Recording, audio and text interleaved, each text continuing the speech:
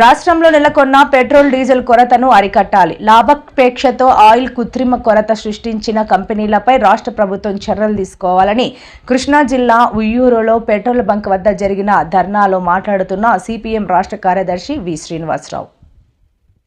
ప్రభుత్వానికి ముందు చూపు లేకపోవడం, పరిపాలన అసమర్థత, వీటన్నిటి ఫలితంగా గత 4 రోజులుగా రాష్ట్రం అంతా కూడా డీజిల్ పెట్రోల్ కొరతతోటి వినియోగదారులు, రైతులు, విద్యా సంస్థలు, అనేక మంది ఆఫీసులు పోయేటువంటి వాళ్ళు, సామాన్య ప్రజానీకం సైతం ఈరోజు అస్తవ్యస్తంగా ఈ పరిస్థితికి గందరగోళానికి ఇబ్బందులు పడుతూ ఉన్నారు.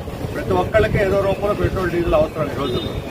ఉన్నట్టుండి మన రాష్ట్రానికి ఈ రకమైన దుస్థితి రావడానికి కారణం రిలయన్స్, జియో, నయారా లాంటి ప్రైవేటు కంపెనీలు వాళ్ళ లాభాపేక్షతోటి రేట్లు పెంచుకొని అమ్ముకోవడం కోసంగా వాళ్ళు వీటిని ఆపేశారు. వీటిని ఆపేయడంతో ప్రభుత్వ రంగ సంస్థల మీద ఒత్తిడి పడింది. వాళ్ళు మామూలుగా ఇచ్చేదానికన్నా కూడా కోటా పెట్టేసి తక్కువలో రిలీజ్ చేయడం మొదలుపెట్టారు. దాంతో మొత్తం అస్తవ్యస్త అయిపోయింది.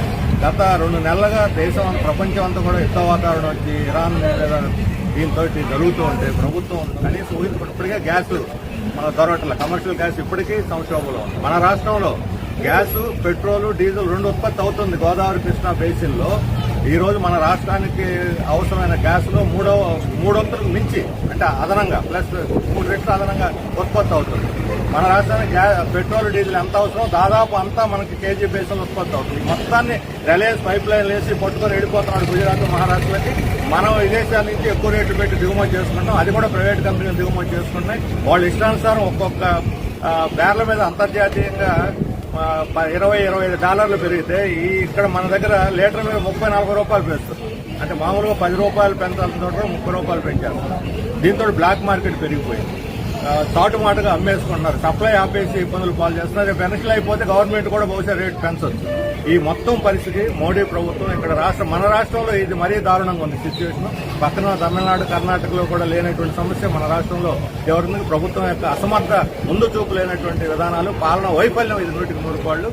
ఇప్పటికైనా సరే పూర్తి స్థాయిలో మన రాష్ట్రానికి వినియోగదారులకు అవసరమైన సరఫరా చేసి ప్రభుత్వ సంస్థల ద్వారా మనకి ఈ సంక్షోభాన్ని నివారించాలి. లేకపోతే ప్రజల జనజీవనం అస్తవ్యస్తమైన పరిస్థితి వస్తుంది.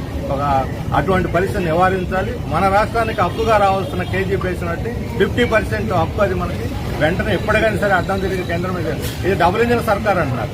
అక్కడ ఇంజిన్ ఆగిపోయింది, ఇక్కడ ఇంజిన్ ఆగిపోయింది. డబుల్ ఇంజిన్ ఆగిపోయింది. పాలన లేదు. ఈ డబుల్ ఇంజిన్ సర్కార్ పూర్తిగా వైఫల్యం చెందింది. వాటికి ఆయిల్ లేకుండా ముందుకు పోలే పరిస్థితి. Speed of doing business, speed of doing business, ఈ స్పీడ్ అక్కడ ఇక్కడ కనపడలేదు. ప్రజల సమస్యల పరిష్కారంలో స్పీడ్ కనిపించలేదు. అక్కడేమో కొరత లేదని ముఖ్యమంత్రి చెబుతాడు, అధికారులు చెబుతారు. ఇక్కడేమో కొరత అంటే వాస్తవాలు కూడా తెలుసుకోవటం లేదు. ఇక్కడ ఏం జరుగుతుందో కూడా తెలుసుకోవట్లేదు. ముఖ్యమంత్రి అక్కడ కూర్చొని తప్పుడు మాటలు చెబితే దీనివల్ల ప్రజలు నమ్ముతారు అనుకుంటున్నారు. ముఖ్యమంత్రి పరువే పోద్ది. నో స్టాక్ బోర్డు పెట్టి కొరత లేదని చెబితే మీ అసమర్థత వల్ల పెట్రోల్ రావట్లేదు. మీ శాఖ ఏం చేస్తుంది? పౌర సరఫరాల శాఖ, ప్రభుత్వం ఏం చేస్తుంది? నిద్రపోతా ఉందా ప్రభుత్వం?